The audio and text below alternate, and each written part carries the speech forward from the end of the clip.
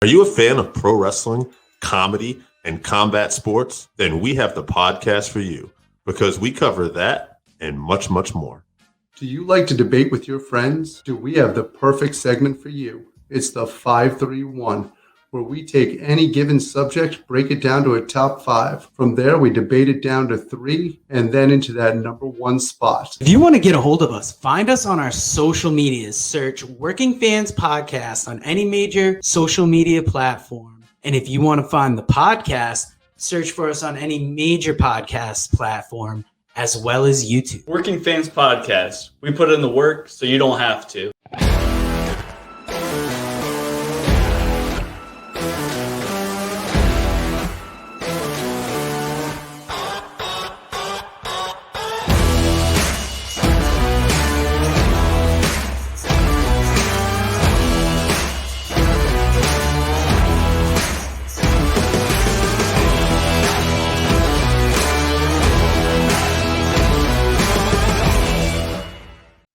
Everybody, it's the Working Fans Podcast with the man they call Dave. And by the way, forgive the lighting. I forgot to light up a little bit here. Hey, AJ, what's going on? I wish producer Joe was with us. He always remembers to light up before the broadcast. He always remembers that guy. He's got a spark. He's got a spark. Nobody lights up better than producer Joe. Light it up for this Godfather, Pip Daddy. Man, all right, so last week we talked top 5 male wrestlers of the year. I got some spirited responses from some of the people that wrote in. It's pretty good. And what were those responses?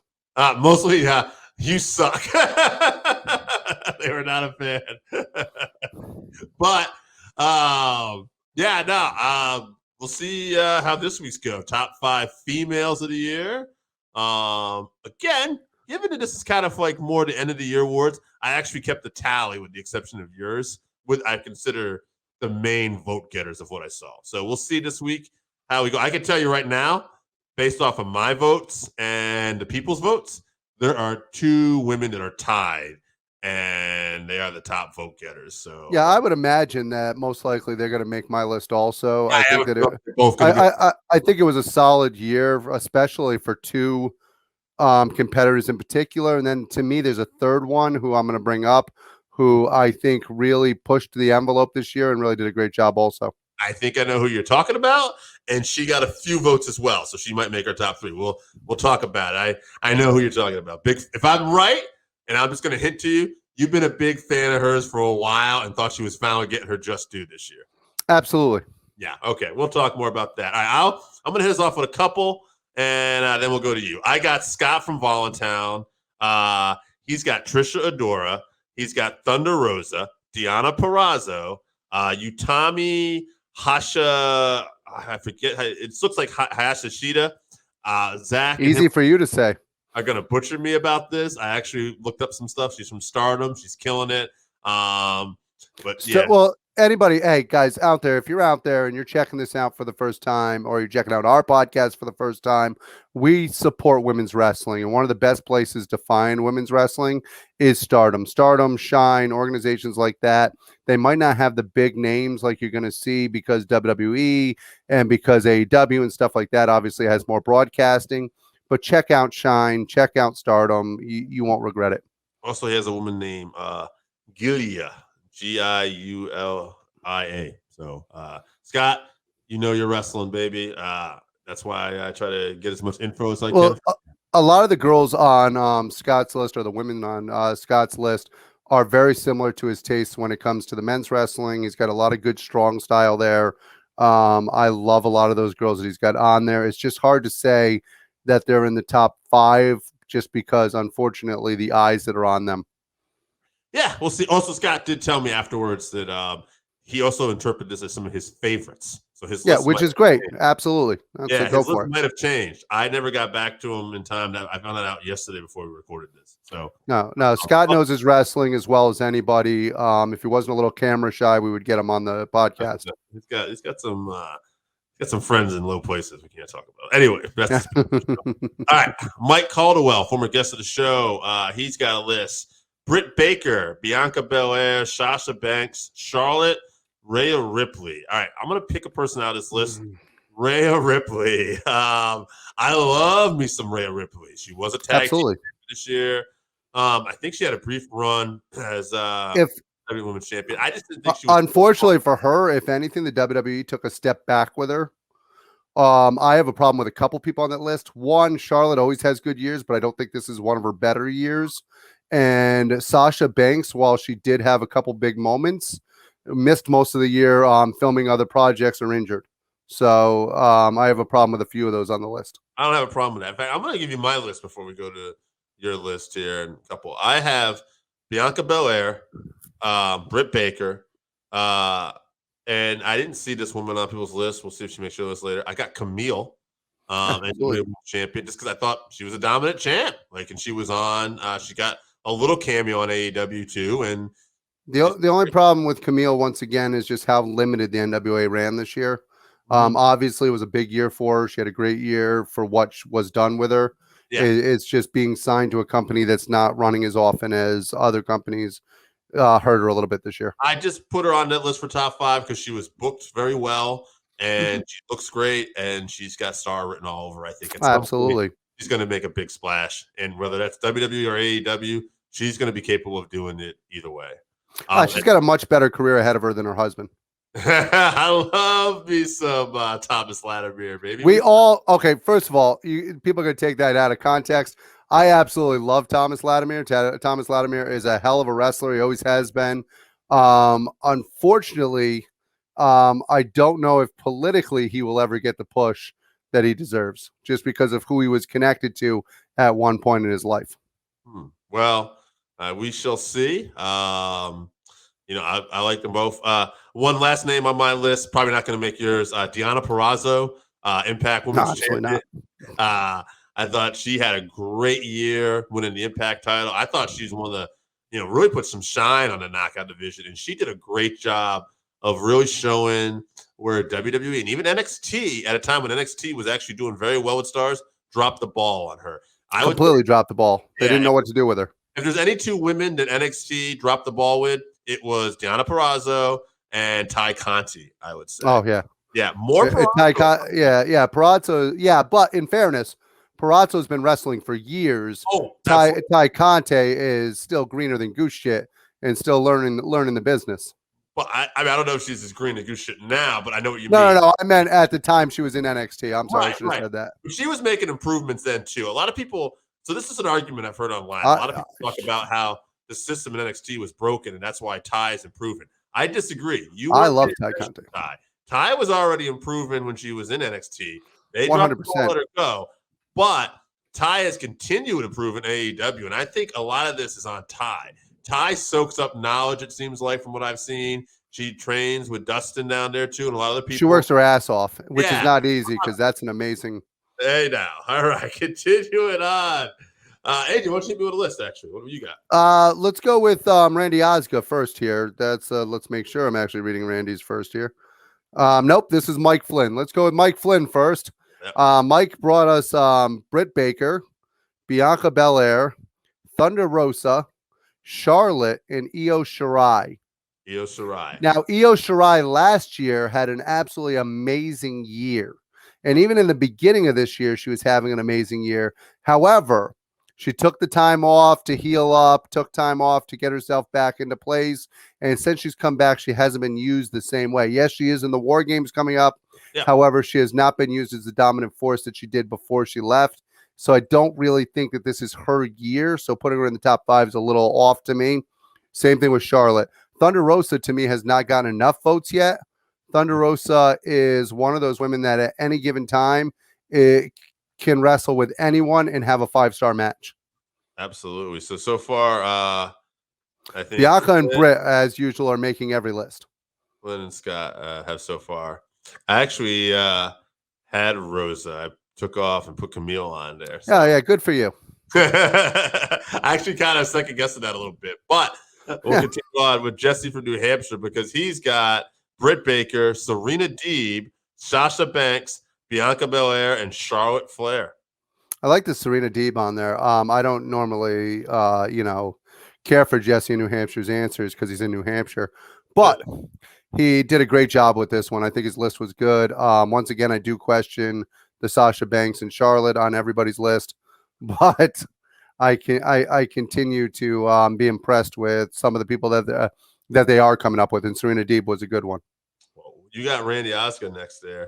I do. Now, Randy tried to invoke the Jake rule. He tried to go with 6 people here. Yeah. And Randy, I love you, but you're only getting 5. So I'm going to pick which one I want to take off your list. Oh, man. So we're going to go with Brit Baker, Yep. Seana Parata, Thunder Rosa, Bianca Belair, and now I had to choose between Raquel Gonzalez and Mandy Rose. I'm going to shock you here. I'm going Mandy Rose. I think Mandy Rose has had a transformation year here, is really putting it together, whereas Raquel Gonzalez has been on the backslide for the second half of the year. So I'm going to actually go with Mandy Rose, even though she couldn't wrestle her way out of a wet paper bag. Because it's not who can wrestle better. It's top 5 women wrestlers of the year. Well, I'm going to go with Zach St. John. Now, if you notice, we are hearing a couple more Thunder Rosa votes, too, now. Like he had Thunder Rosa, and Zach's got to go with Britt Baker, Bianca Belair, Utami, Deonna Purrazzo, and Thunder Rosa. So Rosa does get some votes here. Yeah, man. So that's it. What do you got for this now? Just yourself? So yeah, it's just down to me. It's me. It's not DDP, but I do have for you Britt Baker, Bianca Belair. Of course. I also have Thunder Rosa. Okay. And now for me, this was the hardest spot to pick this 4th person, to be honest with you. My 5th one was easy. That one's not gonna shock anyone. But my 4th position, believe it or not, I think Liv Morgan is actually starting to come into her own. I'm not a big WWE fan when it comes to their women's wrestling, Right. but she has worked hard all year. She's getting the spotlight in there, and I think she's getting a chance to come into her own. So I'm actually going to give her my number 4 spot. And then, of course, we're going to go with, what was that other one? Seana Parata. Yeah, I knew you pick her. Yeah, that's one of the best technical wrestlers in the world. She can work a match with anyone, any style, and she should be dripping in gold. She had down in AAA as well, too. I think she might. Absolutely. She was actually simultaneously the AAA and Impact Women's Champions, and I believe she's still actually the AAA Women's Champion. Mickie James, who took the belt off her, also had a wonderful year, but I don't do the Jake rule, so screw off Mickie James. I wouldn't put Liv there yet. I like Liv a lot. I just think that there are some other women like a Mickie James, like even Banks. I mean, she was one half of the Mania main event at one point. It just had a little bit better years. I do want to see Liv get there. I think Liv is getting the reaction. I just think this is her best year reaction-wise, and in her career so far. And to be honest with you, this is more of a charity spot for me, where I think that she's really making those pushes. So I'm going to give her the benefit of the doubt, and maybe this might be the best year of her career.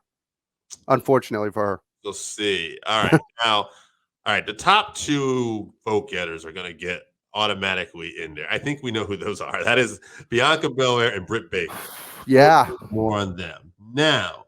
For that final spot, based off of people's votes and just, I'm going to guess it's got to be close between Thunder Rosa and Deonna Purrazzo. It is. It's exactly who it is. Now, it's interesting, right? So let's just try to talk between those two for a minute. Like, if you look at Perazzo, I'm not Perazzo. If you look at Britt Baker, even, like, she's in our, top 2 vote getters, right? Does Britt Baker, I say she does, but I was going to say, does she have the year she has without Thunder Rosa? But Thunder Rosa really helped her year. Yeah, right? She helped get her over, helped work with her, really brought her wrestling ability to the next level. Yeah. That's obviously the personality-wise, Britt Baker's shining, and she works with a lot of people closely. I mean, she has one person in her own household who's pretty good at personality. But she also works closely with Jericho, and she's quick to pick people's brains. But without Thunder Rosa's wrestling, Mhm. I don't know if her wrestling would have gotten to where it is. Now, we also have to give credit also. There's another person who's helped her tremendously with her wrestling, a certain Japanese wrestler who fell off a little bit this year. I think you know who I'm talking about. The former women's champion, the AEW women's champion. Yeah. Yes. Oh, That's she worked very close Mhm. with freaking Brit Baker. How many matches did they work before Brit Baker finally actually took the title off of her? So between the two I'm of them, surprised she didn't get any votes. not her year. Think about it. I mean, she Beginning of lost the year. The she, beginning. beginning, but she lost the belt, Yeah. and then we didn't see her for like 6 months. Yeah. I mean, yeah, it's interesting. Yeah, I think there are some people who just get votes automatically. If you're not following women's wrestling closely, you go, "Oh, Charlotte Flair, Sasha Banks." Well, I think that's what happens, and I think that's why I get annoyed by that. Is that I'm like, wait a minute. Yeah. First of all, one of them took most of the year off. Yeah. And the other one is actually having somewhat of a down year, even though she's the champion. She is the champ. Honestly, I would pick Becky before those two, even though Becky's only been for half the year. But so those two, just Because of the splash from SummerSlam on. Yeah, Becky really is the man. Right. The only reason why she's not in my top is because she's only done half the year. So now, and we'll talk about this when we talk about the top two. But when it comes down to Thunder Rosa and it comes down to Seana Parata, I'm going to be honest with you. I'm a little bit biased, but but this isn't from biasness. I give the edge on this one to Seana Parata just because of how much more she had to carry this year, right, compared to what Thunder Rosa had to carry this year. right. No, I And that's understand that. I mean, like, I think Perazzo is super talented ring. I think Rosa is doing so many good stuff. Like, she's got absolutely. promotion. She's just, she's doing MMA when she can. She's just such. The thing about Thunder Rosa is, and both of these girls actually, their personalities also have started to transcend. I Right. think since coming to AEW, Thunder Rosa has done a great job of really not only getting across her personality when it comes to intensity, but even some of her comedic personality. Some Yeah. of the stuff that she does is absolutely, her timing is fantastic. I think I have her slightly ahead on Perazzo on the personality department because I think she's a little more range, but Perazzo knows her character. Like, that's what. Oh no, Perazzo sticks right to what her character is. Yeah. Whereas Thunder Rosa has more of a well-rounded character. Yeah, I think so. Yeah, they're both close. I could have leaned towards Rosa, but I'm not going to fight you on that because it is close. I understand too. I mean, it doesn't matter. I think either one of them is going out. They have to. Yeah. So, now this is where I think we're going to probably agree. It's kind of funny because last week, we went with Roman.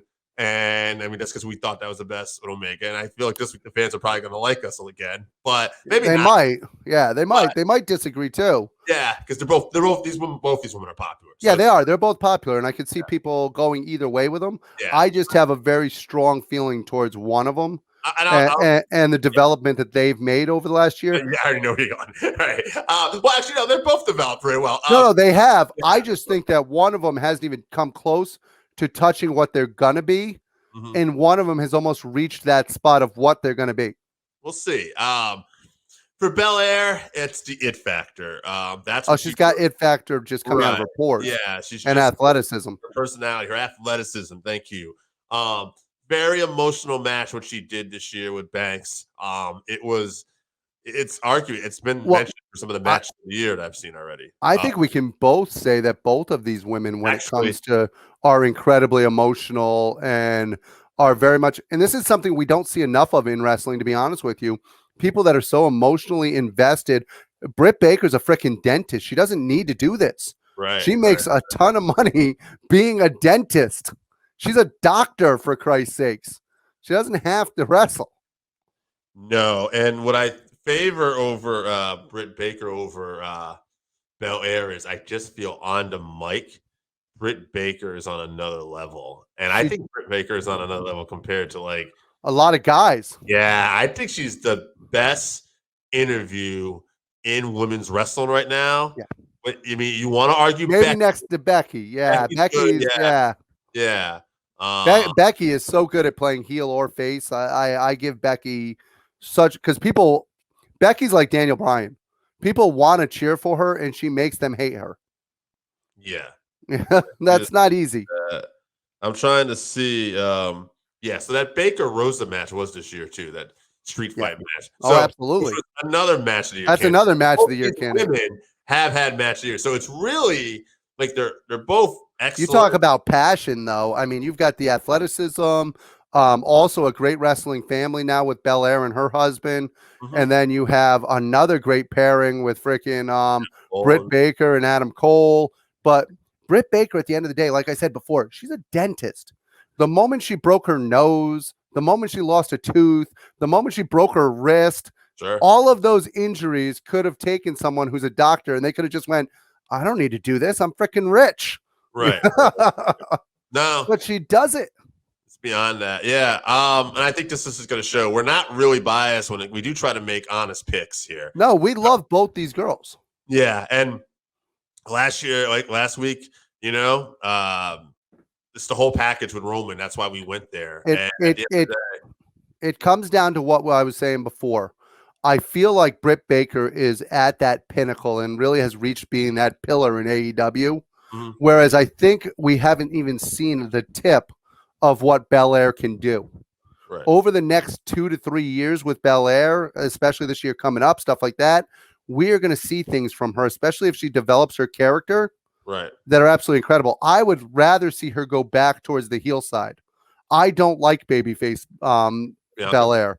With her athleticism and with how superior she is in that ring, she needs to be a heel. She needs to do what Roman's doing and just tell him, hey, I'm number one, screw off, and do her thing. Yeah, it would be interesting because she does have a presence about her and she is physically more dominant. I know the little girls want to cheer her. I know they hear that and they're hearing the merch sales like they did with Cena from that end, and I get it. But if for a character standpoint, and I'm not talking about money making, just from straight character, when she was a heel, when she had those tendencies in NXT, I thought her character was much stronger. I agree. I'm gonna go Bella. I think we're gonna go Baker though. Baker. Yeah, we are. We're going Britt Baker. Yeah. And it's something that we agree on, and we hate it when we agree. Trust me on this. We've definitely been agreeing with these awards lately. But one other thing I want to tackle this week. This is a couple days after AEW Dynamite from Atlanta. Yeah. And we're going to be taping matches of the year right after this, so we won't have any other things. So I just wanted to kind of cover something in this episode. Absolutely. And, what I really want to get your opinion on is what did you think about Cody Rhodes, Andrade, in particular, the flaming table spot, but not even a flaming table spot. Not wearing shirts. I know he had some stuff on his back that everybody says now was kind of the vent to flames, but he's still caught fire a bit. But fuck all that for a minute. I haven't heard a backwards superplex off the top rope that they rushed. And I'm thinking like that table's kind of close too. The table was close on purpose so that Cody took the bump of it, and so that Andrade would go over the table. Yeah. Cody Rhodes is an EVP. Yeah. Cody Rhodes does. Once again, we talked about Britt Baker and how being a doctor, she doesn't have to do this. Yeah. Cody Rhodes does not have to do this. No. He doesn't have to continue trying to be a face. He doesn't have to continue to beat the crap out of his body.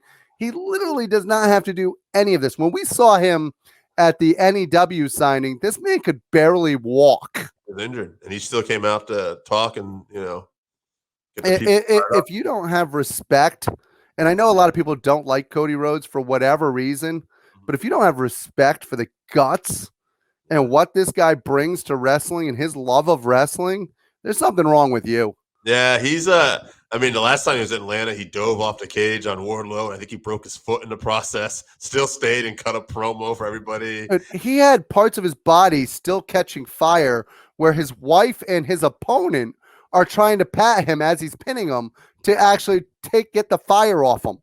And Andrade, I think, caught some of the fire too. Yeah, exactly. It's insane. None of this has to be done. No. Yeah, I don't get the Cody hate as much. I know that's something else we agree on, but people definitely don't. Now, there's some booking stuff where I'm like, oh, okay, that might have been the best. But overall, this guy's passion just shows through to me. MJ. Go ahead. No, I just wanted to say also, bump of the year, Iron Anderson versus the Ramp. I was scared. Oh, I was terrified too. It's a guy with a permanent back and neck injury. Yeah, I saw him go down, and I was like, "Oh crap!" I knew something was wrong when I see the guy with Andrade helping him up, right. going to his aid. When you see somebody break character to try to help the disabled guy, that's not a good sign. I like on post wrestling. I was listening to their podcast this week. They talked about when they saw this guy coming out without a shirt on. They're like, who's this muscle guy? Like, oh, it's the interpreter. He's actually jacked. Yeah, I know. One of their fans wrote in too. They like shout out to the Scott Putski Award for the interpreter. Yeah, they do a pretty good job of hiding that most of the time. Yeah, they treat him like a little bitch, and Andrade's Yeah. pushing him around and stuff like that. And it comes out like, oh, this guy's bigger than everybody. Let's put a shirt back on him. Like, Now you know why they put him in a suit. But what was the other thing you were saying? You were saying something. MJF and Punk another week, not quite as good as last week, but that was hard to do. But I thought But still hard hitting. Very good. They're jabs on the mic. I did MJF with the line about you just trying to get into Brit Baker's pants. And Yeah, then, because he said because he said that Britt was a pillar over him last week. right. And what a heel! The guy basically threatened to kill his dog. I mean, Yeah. this guy. And then CM Punk responded with had the whole place chanting "needle dick." Yeah, again. Yeah, that's not a chant you see in a wrestling arena very often. No. But I think that's going to definitely happen. So we'll know next week if we're right or not. I guess. Do you think MJF wins the Battle Royal for a third time? Oh Christ, I actually don't. Okay. I think CM Punk's going to cost him. Okay, I wondered that because I'm thinking like you can go that way, or if you Plus Taz's team has 125% chance of winning. shit. I think 125% chance. Going to be with Leo Rush now after the way that whole thing came out. I don't know. Well, he still hasn't actually put his hands on him. That's what I'm saying. I don't trust anything in wrestling until I see somebody actually put their hands on someone. Yeah, I think. I could see MJF winning though because I do think he is going to go for the title after all this is done too. So yeah, we'll see what happens. But it'll be in Long Island too. But yeah, AEW Dynamite continues. Like, okay. I just so does MJF get more cheers than CM Punk in Long Island? I'm wondering. I don't know what kind of response he's going to get because this is hometown. He spent this whole time talking, saying, "We're going to see the smart fans, the real wrestling fans of Long Island." I'm intrigued to see what happens here. Yeah, me too, because he's such a good heel. I don't know. We'll see what happens. But I like bigger than Piper in Portland, Brett in Canada, and Punk in Chicago. I like this guy. He's something else. Dude, I love MJF. He's fantastic. And he can work his ass off in the ring. Yeah, we might have to. I know we're already booked for December, but man, I kind of want to do promos of the year at some point now. Maybe just right now. What do we do right now, real quick? Well, who's the promo of the year for you? Top 5 or just promo of the year? Let's just say, come on. I'm thinking off the top of my head. I'll go first. I'll throw some people. MJF. We'll go Daniel Bryan. Yeah, I have no problem with that. MJF, CM Punk, Bryan Danielson. Bryan Danielson. I'll throw Roman in there. You can maybe make Heyman too. But I put them in as a package. Yeah, that's the only WWE side I would actually give right now. Really? You don't think Bobby Lashley's killing it? Yeah, no. Becky, you could argue Becky. You could argue Becky. Yeah, Brit Baker, like we just talked about. Absolutely. Yeah. She's great on the mic. Brit Baker kills it every time. I'm interested to see what's going on between her and Jamie Hayter. That seems to be going down a rabbit hole also, so that could be interesting. Yeah. I don't know. For me, after that segment with MJF and Punk, I kind of got him on another level. And even though like you could argue who got the better of it, I just think in terms of consistency, MJF has just been that. Adam Cole's actually really good on the mic also. Yeah. MJF would be my heel of the year. Yeah. Oh, absolutely. Harder. Oh, I don't think any other heel is coming anywhere near him. Yeah. Because Cole, even though I love him and I think he's got so much potential still and he's so great, like he just gets such a great babyface response still too. And, I mean, if I have to pick one from each company for NXT, I would probably go Ciampa. Yeah. I think Ciampa just cuts a good intense promo. Nobody else now that they've switched over even cuts a good promo down there. Maybe Gargano. Yeah. But other than that, there's really nothing to each week I tune in and I'm like, oh my God, somebody hit the mute button. That's Malcolm Bivens, if they gave him a little more mic time, like you see shades of it when he's. I like Bevan. I like him.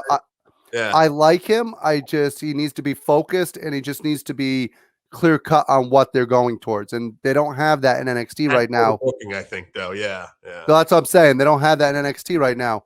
From week to week, we don't know hell, who's the heel, him or Gacy? I have no idea. Yeah. Who is Diamond Mine now? The good guys?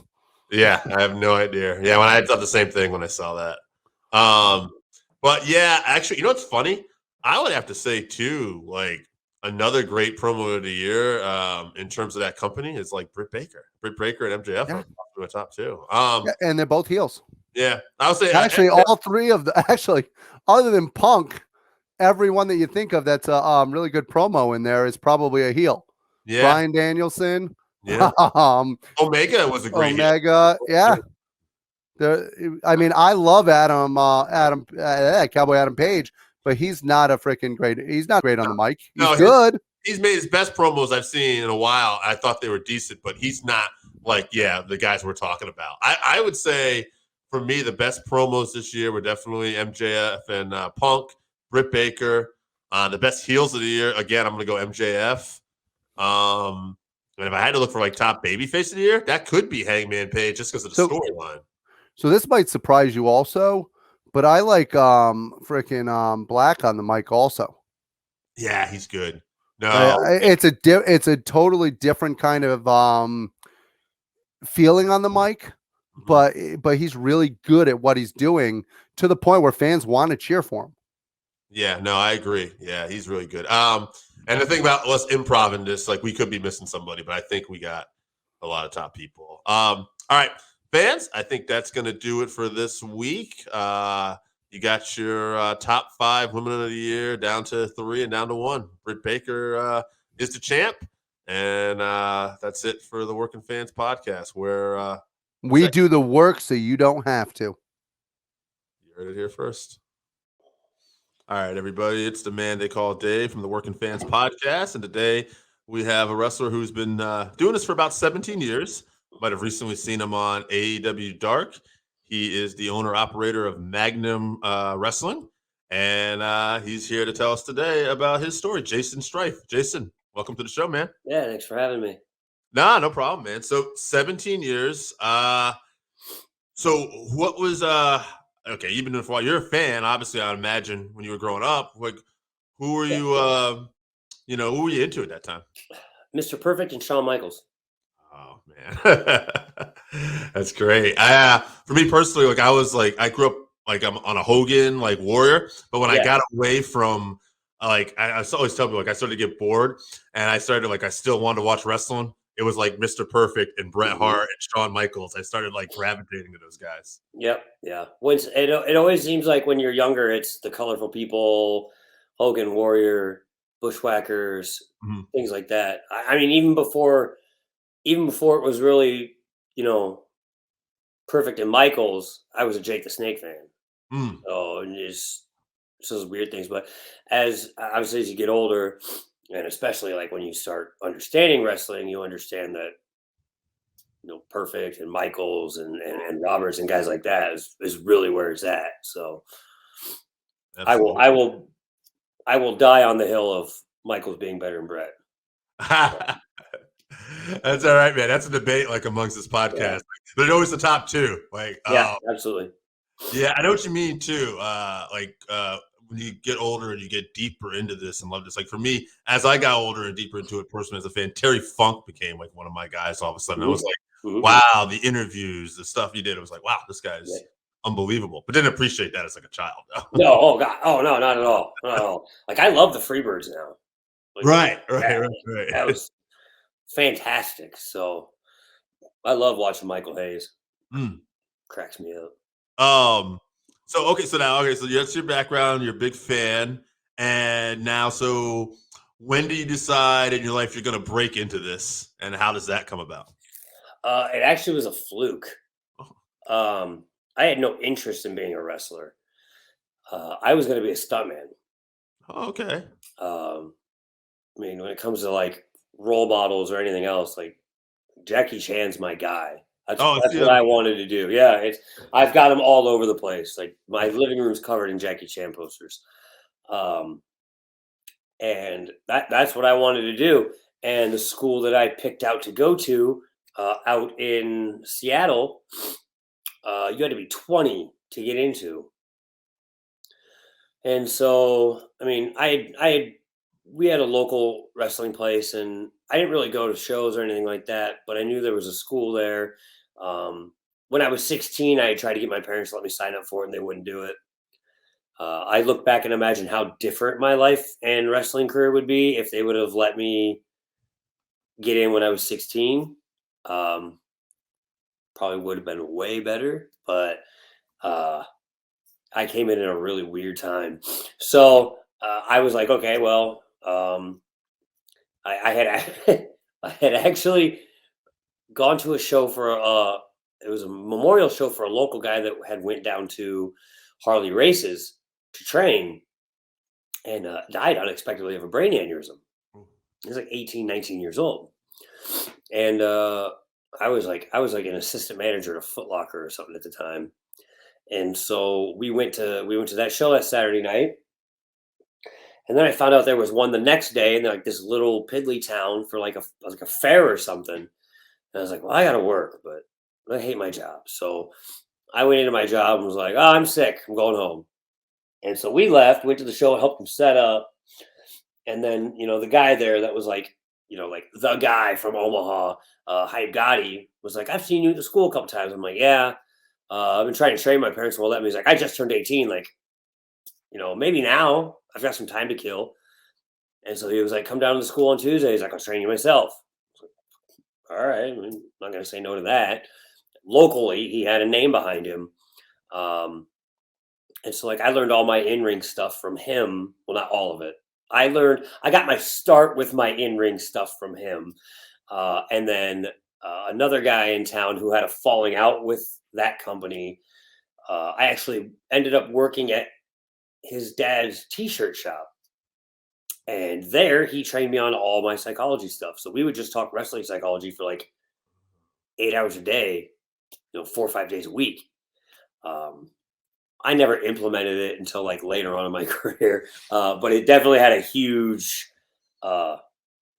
influence on like how I work now. So, and it was kind of like the rest is history.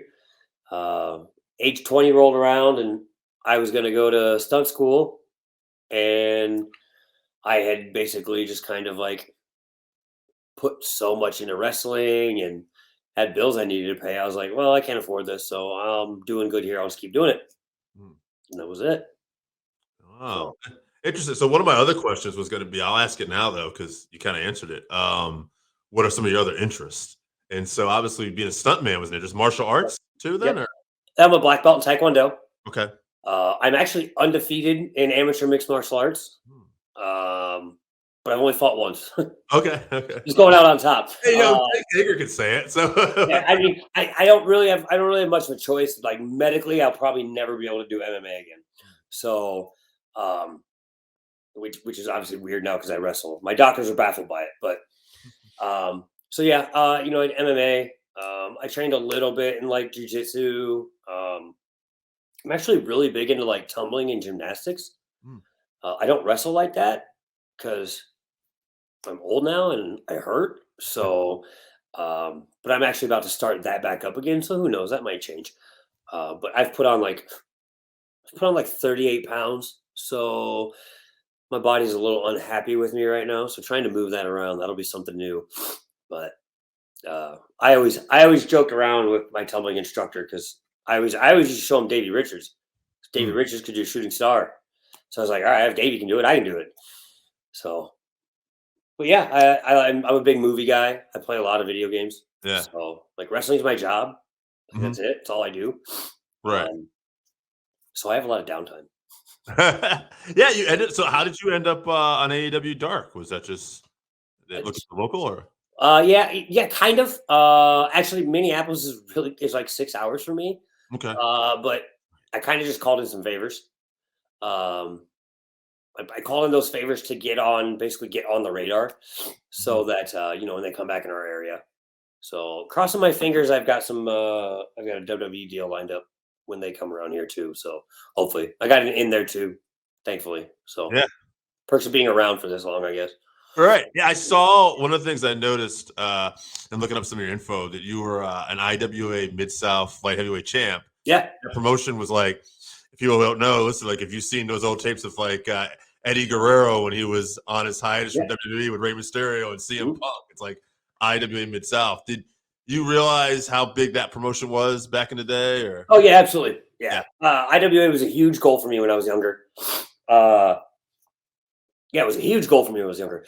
Took me a couple years to get into it. I kind of weaseled my way in when they were running shows in conjunction with NWA No Limits in Muscatine, Iowa. And then from there, I just kind of started showing up, and Ian started putting me on, and started getting over, and and it just kind of worked from there. I had a hell of a feud with Dingo out there. Probably some of my favorite matches I've ever had. I've always wanted to be in the TPI. Like that was like a big thing for me. And so when it rolled around like 2008, and I was like, man, I'm going to get it. Like, I've been here forever. I'm going to get in TPI. And then I found out I'm not in TPI. But then I find out our angle is main eventing night one of TPI. I was like, okay, I'll take that for now. So, but from the sounds of it, I don't think he's doing TPI anymore. So I think that's out the window for crossing that off my wrestling bucket list. So I saw too. You had wrestled in a name. I don't know if this I always think of Brian Pillman, but I don't know if this is the name, the Yellow Dog. Yeah. Okay. Ian, I don't want to say saddled me with that because it was still part of the angle we were doing. But I've just kind of run with it since then. I think I started doing that it was either late 2008 or early 2009. And so now when I do it, I'm the charismatic canine Yellow Dog. And I do that. I do that kind of all over the place. Pretty notably, it's first wrestling for Eric Hannon in Minneapolis. I do it up there. I do it pretty frequently for Sammy Callahan's Wrestling Revolver in Des Moines. So I'm kind of like a jack of all trades. Yes, I can do it all. So yeah, it's fun. It's definitely easier on my body. I actually wrestled for Impact out in Vegas doing that. I just had a shit of a tryout match. Can I swear? My bad. Okay. Yeah, I had just a steaming pile of shit of a tryout match out there, and I was so pissed off. I even during the actual tryout, I stood out. I was the guy that they were, oh, yeah, that guy. I was the only one that showed up looking like something different. So then we go to the tapings the next day and have the tryout deal, and I'm like, fuck, you just blew it. I will say it's no fault of my own. I'll still stand by that, but whatever. It's interesting to just talking to you. Some of your connections. I feel like you must be a good salesman, though, because you said, I got a friend here, and you're able to kind of right. I've been in sales all my life. So, okay. Yeah. I mean, you were a Foot Locker for a while too. Even that is probably a sales position. So. Yeah. I've done everything from. I was a headhunter for a staffing company. I sold cell phones. If you can sell it, I've sold it, except for cars. I hated the schedule, so I never sold cars. I'm a big car guy too, which just seemed fitting, but I never did it. So, yeah, so a lot of hobbies too. So definitely, I've got so many irons in the fire. I can't stay focused. That's supposed to be good though. Creative people, I think, are supposed to have a lot of that. I just blame it on ADHD. Yeah, same. I was undiagnosed, but I can tell the older. Now, what made probably the ADD, but what made you want to be a promoter? What got you into that? Oh man, that's a story in and of itself. I just thought local wrestling in our area was absolute fucking garbage. I was very frustrated with the one or two local companies that were running here. I had a falling out with the guys that I was working for, and because they just wouldn't do better. I'm a big proponent, a big believer of leaving wrestling better than how you found it. And so, like, they were so set in their ways and stubborn, they wouldn't do anything new and different. So I was like, all right, well, I just finished college with my business degree. I'll give it a run. And so, my big thing was the number one thing. It was like, I just got to find a venue that'll serve booze. I didn't want to run a show for wrestling fans. I just wanted people to show up, get drunk, and have a good time. Right.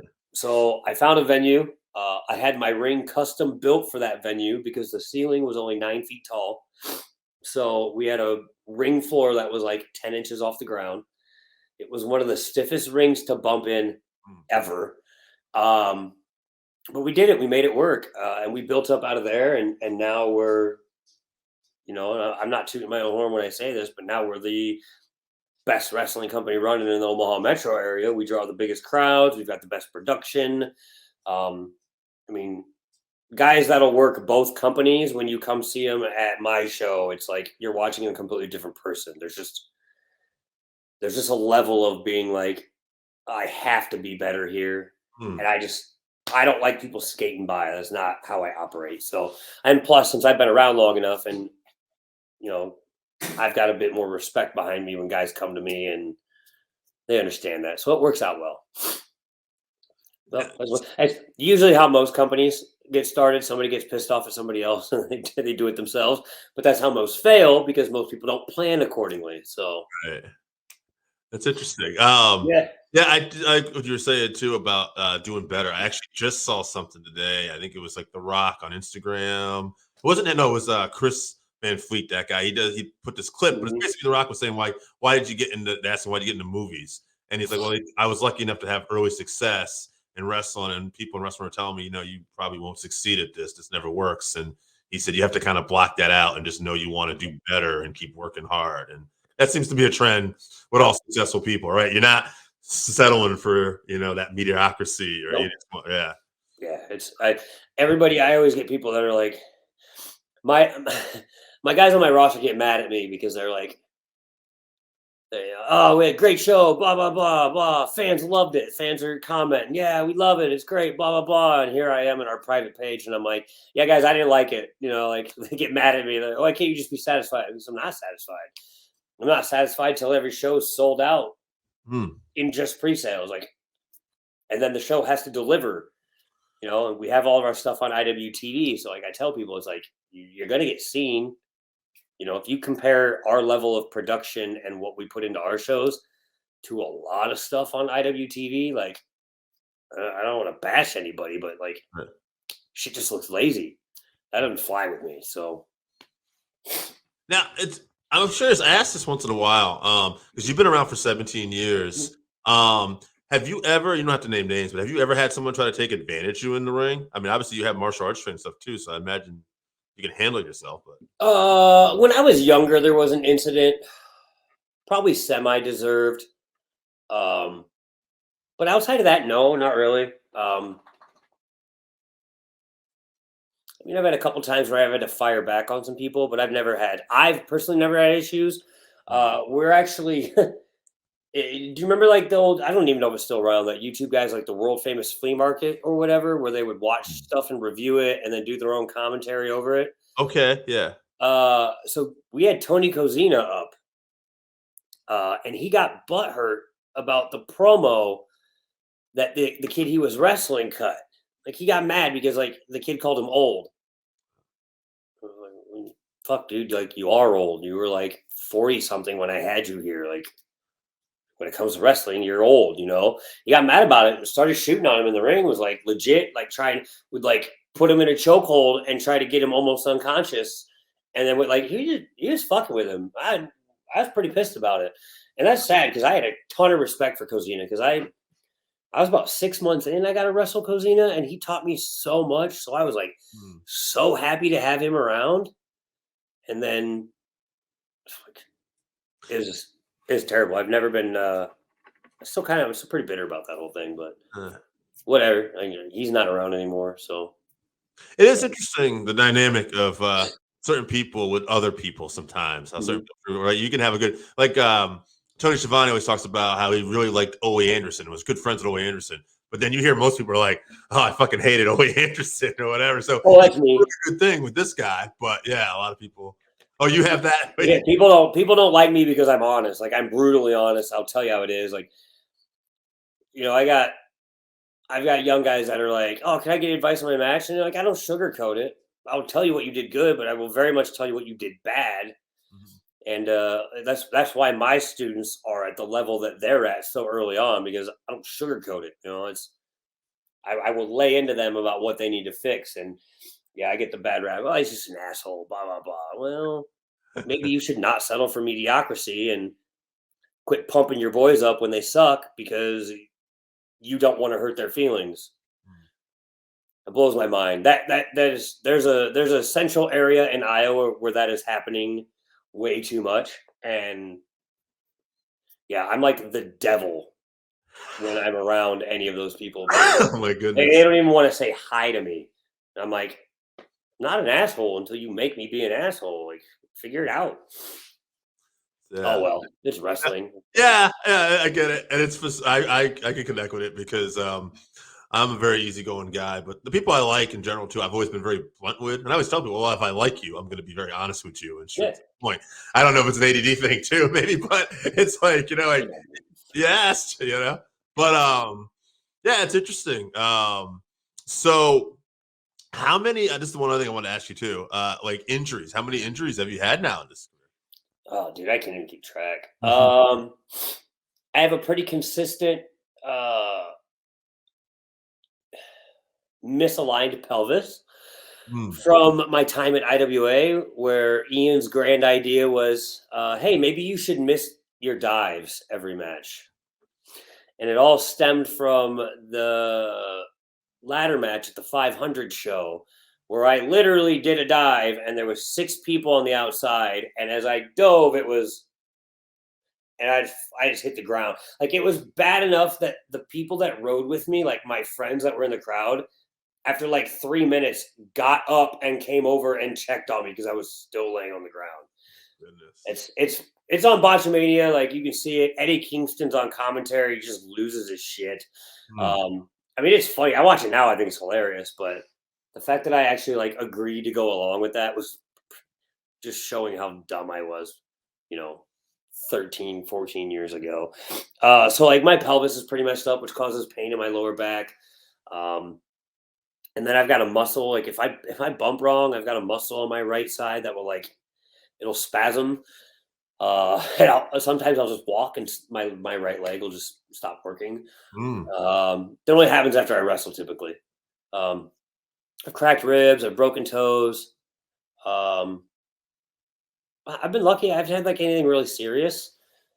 Back in 2011, I was supposed to have both of my knees and both of my shoulders repaired surgically, but I rehabbed them on my own, and thank God I figured that out on my own, because nobody wants to deal with $60,000 in surgical bills and rehab time. So, yeah, like outside of that, I've gotten pretty lucky. So, well, minus injuries, what would you say for you personally?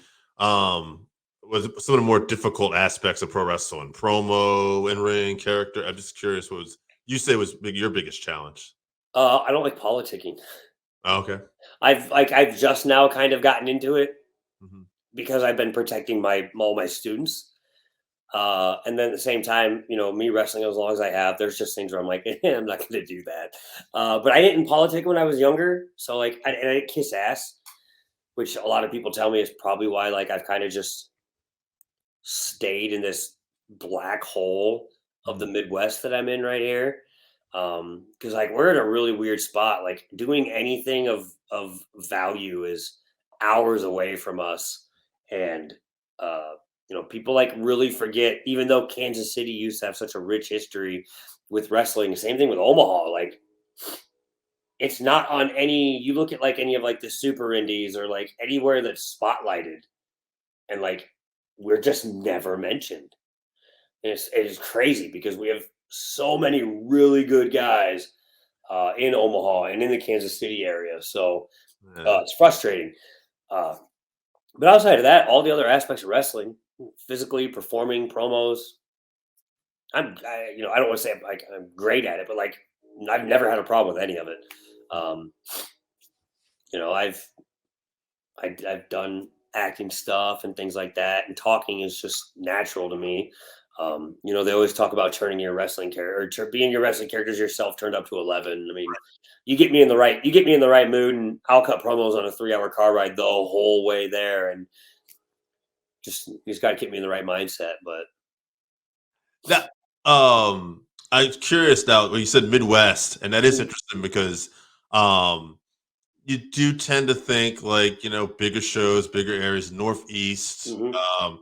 So like in your opinion, is that just a natural kind of thing? Like maybe not even just a pro wrestling, but we'll use pro wrestling. Like if you find two people, let's just say equal talent, charisma and all that, if you're in New York or Philly but you got a better chance of probably being discovered. Yeah, I mean, it's definitely going to be like who you're working for. Right. I kind of have an idea of like the places that people watch, and because I know people, I know what they're telling me that they're looking at. But I also know at the same time, like a lot of the people that are making the decisions are so far behind the times, like it's ridiculous. And so, wrestling is it's always been who you know, and very much right place, right time. Very much so. Hard work and talent will stand out, but it's got to be in the right place. Yeah. And like, I'm not a guy that at my level and time that I've been in, like, I'm not going to drive 20 hours across the country for $50. Like, I've got a life. I own a house. I have a dog. Like, I'm not gonna be like, oh, hey, mom and dad, take my dog. I'm gonna be gone for 4 days because I'm gonna spend 20 hours fucking driving across the country. Like, I've had some people be like, well, you're just not passionate about it. Like, no, like, I'm not a fucking idiot. So, I'm not saying that guys that do that are idiots. It's just, for me, that's a stupid move. And timing too. Yeah. Like at this point in your life, it's really not probably worth it to do that. Yeah. Like I'm in an area right now where like my window for having a performance contract is very small. I could probably get away with 3, 4, maybe 5 years of still performing at the level I'm at. I would rather be like a producer or an agent. Like if there's one thing that I'll toot my own horn about, I'm really good at putting things together. Making things make sense. Like I'm a big why guy. So like when people come to me and they're like, well, we're going to do this. And I'm like, well, why? Well, what do you mean why? Well, why? It doesn't make any sense. And so I always tell people, if you have a really stupid idea, if you can make me believe and make it make sense, then I'll say, okay, do it. But like, I still am under the idea and the assumption that what we're doing out there should make sense. Like, yeah, we all know wrestling is wrestling, but it doesn't mean we have to just completely fucking bury the whole thing.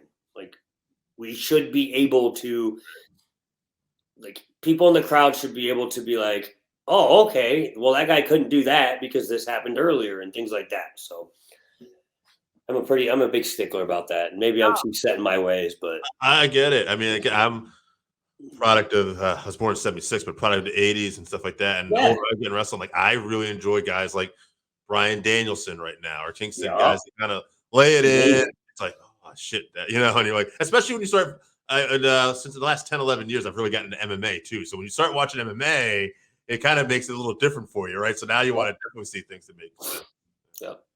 Yep. Like I hate, my guys always tell me like, oh yeah, we're gonna do this, that, and the other, and well, yeah, we're gonna do this hockey fight. Are you actually gonna punch that motherfucker in the face? Because if you're not doing it like Takayama and Fry from Pride, then you should just not be doing it. Oh well, Sami Zayn and Kevin Owens do it. I still don't think it looks good. Like I don't care if they're doing it on TV. I think it looks fucking terrible. So it's just, man, just drives me nuts. Yeah, and there's something. Actually, a friend of mine, Scott, Huge wrestling fan. Goes to a lot of indie shows, a lot too. He hates that spot. He always talks about it. Yeah. Punch in the corner. My big pet peeve for me personally, like now at this age, there can be a lot of great matches, and I don't care. Like it can be AEW, NXT, independents too. I would see it more on that, and I love a lot of that stuff. But sometimes it depends on the match. Not every match, but there's a reliant on over false finishes. Like it's a false finish. Oh, I hate it. I'm like, now I feel tired at some point. I'm like, oh, I hate it. Yeah. You put me out there with a guy like we got a guy out in KC area called Niles Plunk, Plunke. That's like his shtick. He's like the wine connoisseur, and him and I did a festival show for Steel Domain Wrestling in Minneapolis in August. It was August of this year. Yeah, and we literally went 8 minutes. Would have come back to a finish, and there was 1,200 people that just exploded. Like, why do you want to do 12 false finishes to pop 35 people in the crowd, or run the risk of them just being like, when you can get your babyface over and he does a high cross body off the top rope and pins the guy after the comeback, and everybody explodes, just handing me beers as I'm leaving. I'm just like, this is perfect. Thank you so much. Is that, you know what I mean? Like, I want to get a guy, because guys think that they have that mentality of, A, we have to always steal the show. No, you need to work your place on the card. And B, you never know who could be watching. Look, I can promise you that Joe Schmo from Big TV Company is not going to be watching Piddly Podunk's show here. Like, and I can tell you right now, those people in those companies aren't going to be like, oh, well, that guy just did 8 false finishes, and then they finished with a roll-up. We got to fucking hire him. That shit isn't happening. People always are like, well, what should I do? What should I work on? I'm like, basics will get you hired. Basics will keep you safe. Basics will let you have good matches. And basics will get you hired. Yeah. People don't believe me, but whatever. That's interesting. Now you said Steel Domain. Who runs that promotion? If you don't mind me asking. I believe there's a group of guys up there that have a hand in it, but my guy up there that I talk is Ed Hellier. Okay. From what I understand, it's the old promotion that Ace Steel started years ago. That's what I was wondering. We had him on the show before, and I was wondering if. Oh God, I love Ace. He's great. Yeah. Oh, he's my favorite. I finally got to wrestle him like 2018, 2019. It was right there. 2019. I finally got to wrestle him, and guys, like, that was